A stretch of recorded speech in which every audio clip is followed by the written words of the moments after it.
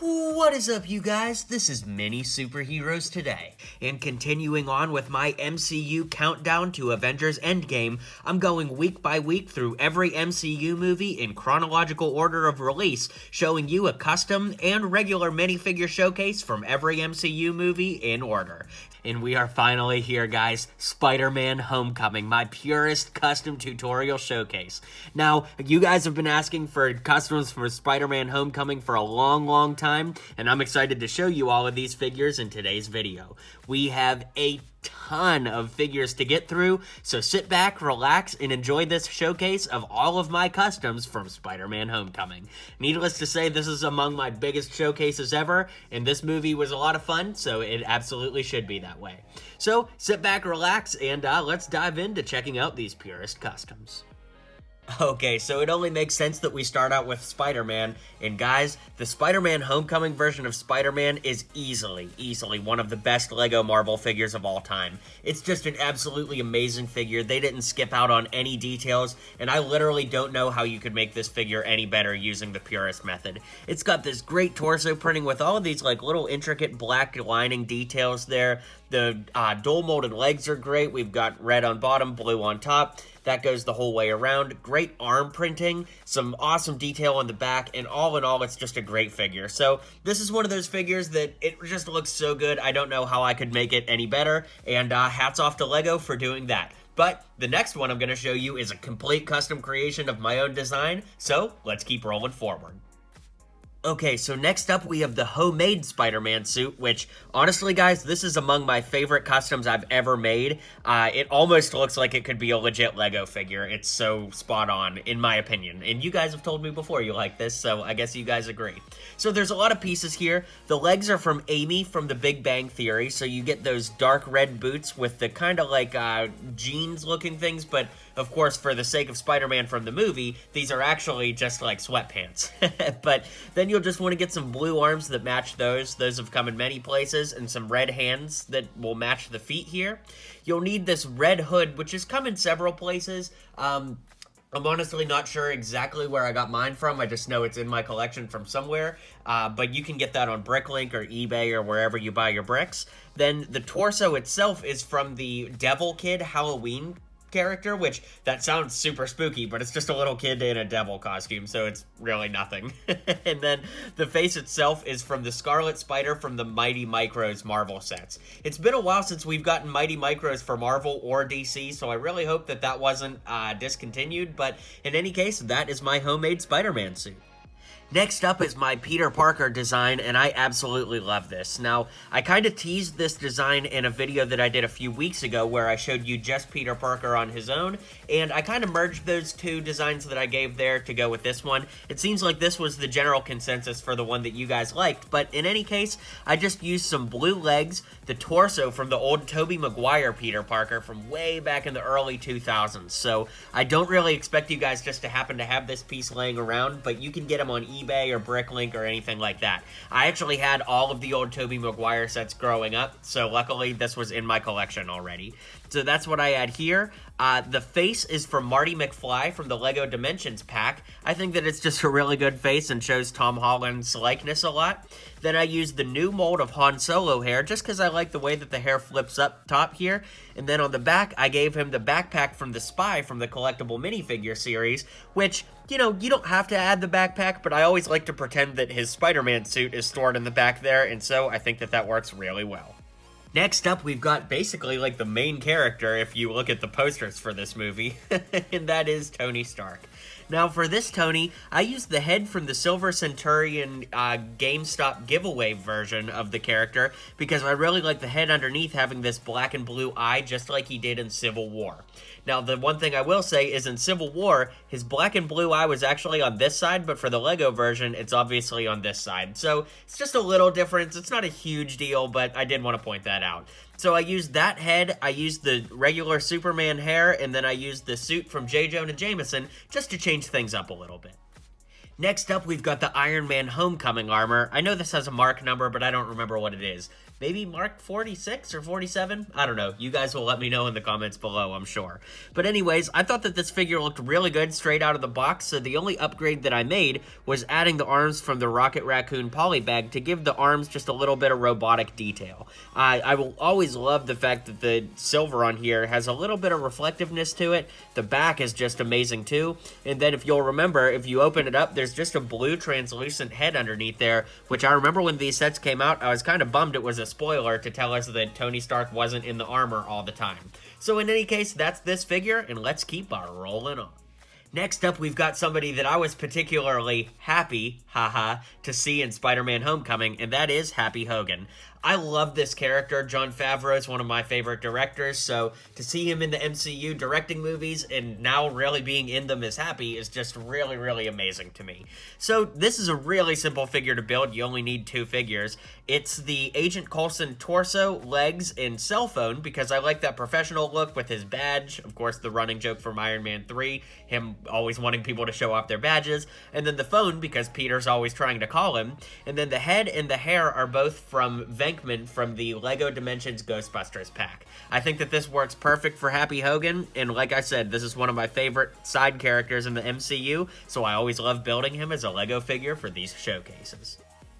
Next up, we've got Peter's best friend, Ned, and man, I love the way that this custom turned out. It is so fun. So, I used the torso and legs from Robin from the LEGO Batman Collectible Minifigure series, from the movie that is, Series 1. And then I used the head from Dean Thomas and the hands from Dean Thomas from the LEGO Harry Potter Collectible Minifigure series. And then I used the hair, which you can kind of see underneath this hat, and I used that from Professor Flitwick from the Harry Potter Collectible Minifigure series. And then, as you can tell, of course, I put a fedora on him from Indiana Jones, and I just put some blue sticky tack underneath there and stuck it on. The sticky tack will come off, you just kind of have to peel it off a little bit, but I thought that this was a fun little variant based on the Ned that I already did, and this was such a funny scene that I thought it'd be a nice little surprise for this showcase. Next up, we've got MJ, and I kind of redid my design based on how I did Liz for this showcase because I didn't want them to be too similar, and I actually ended up liking this more. So, the hair is just the brown Scarlet Witch hair. The face and the hands are from Cho Chang from the LEGO Harry Potter Collectible Minifigure series. The torso is from Claire Dearing from the LEGO Jurassic World Fallen Kingdom sets, and then I just gave her some blue legs to show Jean. So I think that it's a really cool kind of hipster look for the character, and, you know, I'm not a huge MJ fan from the movie. I like the character, I just don't really like that they're calling her MJ. I hope that she doesn't turn out to be the Mary Jane. In fact, I think it'd be cool if in Far From Home or even a future Spider-Man movie, if Peter tells Ned, dude, I've got a crush on MJ, and he's like, wait, Michelle? And he's like, no, Mary Jane Watson. I think that that'd be a fun little build-up for a joke, but we'll see if that happens. If it does happen, let's come back to this video like a year from now and be like, oh my god, he called it. But let's keep rolling with this showcase instead of turning this into a fan theory video. What do you think? Next up, we've got Peter's crush, Liz, and I did a video on this the other day, but if you didn't catch that video, I'm gonna go ahead and show you now. So I used this long black hair. I thought that this was a good look for the character. I used the face and hands from the LEGO Batman movie Barbara Gordon figures. You can use any combination. I just think it's a really good look. I used Macy's torso from the LEGO Jurassic World Fallen Kingdom sets, and then I used the legs from Scarlet Witch from Avengers Age of Ultron. Next up, we've got Peter's bully Flash, and I love the way that this turned out. Absolutely one of my favorite parts of this showcase. So I used these legs from Star Wars. I'm not exactly sure what figure they come from. I just kind of like that preppy khaki look to them. Then the torso is from the LEGO Ninjago movie collectible minifigure series. The hands and the face are from Aladdin from the Disney collectible minifigure series. And the hair is from Superman from any of the DC sets. So I really like the way that this figure looks, and I'm thrilled with the way that it turned out. Next up, we've got Betty Brant, who admittedly looks a lot like Gwen Stacy, but in any case, I just used some black legs. I used the green torso that I used for Gwen Stacy, which I took a Sharpie and colored in the center. I used Claire Dearing's head, and then I used the mini doll version of Supergirl's hair. So, I don't really think that there's anybody out there right now that is just dying to have a Betty Brant minifigure, but if you are, man, are you in luck today. Next up, we've got Aunt May, who, as far as purist customs go, this is one of my favorites too, just because it's so simple, and I really think it looks like Marissa Tomei. who is so hot, by the way. But anyways, the torso and legs are from Lois Lane from the Lego DC sets. The head is from the Women of NASA set, and the hair is from the Civil War version of Scarlet Witch. Next up, we've got Pepper Potts, who made a really unexpected cameo in this movie, because before Spider-Man Homecoming came out, Gwyneth Paltrow had actually said that she was probably done with the MCU, so for her to show up at the end of Homecoming was just, oh my gosh, I remember seeing it in the theater with my friends and being like, whoa, Pepper Potts. And then, of course, we, see Tony's gonna go propose to her, and that's that. But anyways, I just used the Iron Man 3 version of this figure, just for simplicity's sake. So if you have Pepper Potts, you're ready to go for Spider-Man Homecoming. Now we're going to get into the villains of the movie, and that sends us to the Vulture up first. So I did a video on this about a year ago that really did pretty well on YouTube, and I'm very grateful for that. Thanks for watching all my videos, you guys. But the version I'm using these days, I've got the legs from the medieval archer from the Lego collectible minifigure series sets, because I like having this green on the legs because it accents the helmet, and then the brown boots really just pull a little more brown into the figure, because in the film, his jacket is actually brown. It's not black like this. So just a little interesting detail. Once again, Lego sets are usually based on concept art, so that's kind of why this is the way that it is.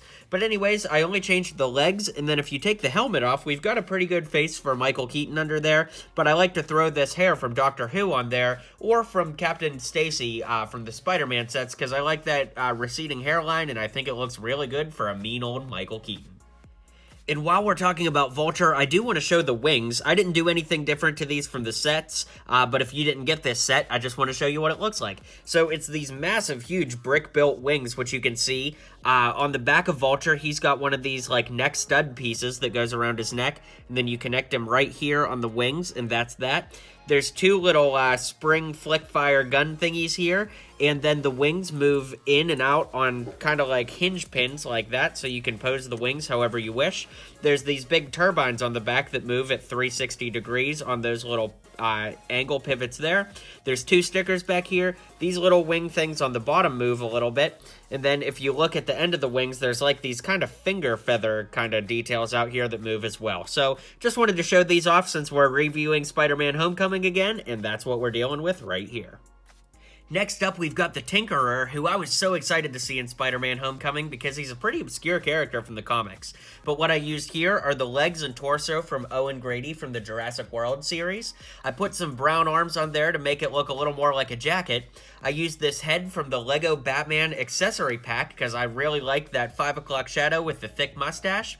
I used this beanie, this blue beanie, and then some sticky tack here with the old Rebel Hoth Trooper goggles. That way they're not glued on, and it's still technically sort of purist-ish. I don't know. I like it because you can still remove them and there's not going to be any residue or glue involved. So that's my version of the Tinkerer.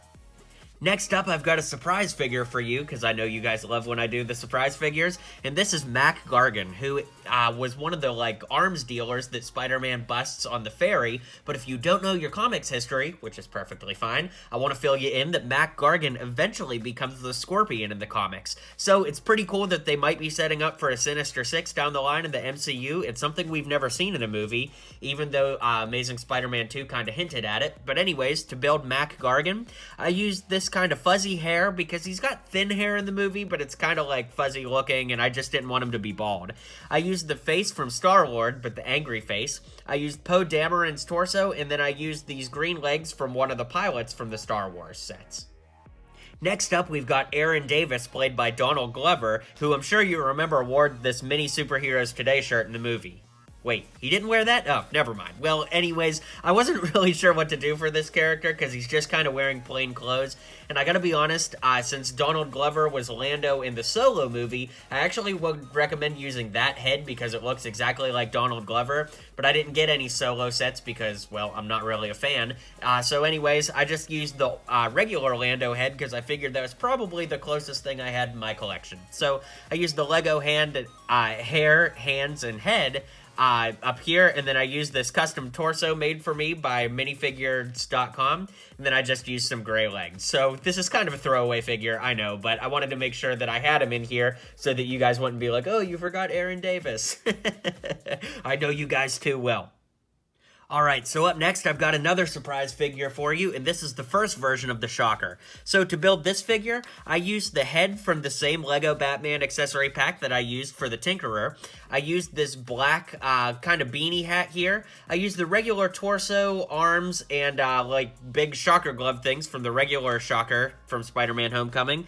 And then for the legs, I used the legs from Ringo Starr from the Beatles Yellow Submarine set, because if you look up some pictures, he actually had like these stripes running down the side of his pants, and I thought that these worked pretty perfect.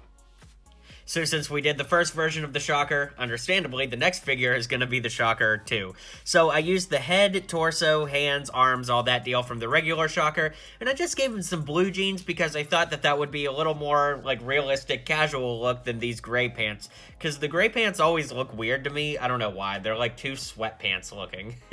So I just made that little upgrade here. Okay, so up next I have the Avengers, if you will, from the bank robbery scene. So, interestingly enough, the Cap and Hulk versions are actually legit LEGO figures, exactly as you see them here with their weapons and everything. That's how they came in the bank robbery set. But then I created Thor and Iron Man to round out the four, because it only came with two. I wish it came with all four, but I tried to match the style as best I could.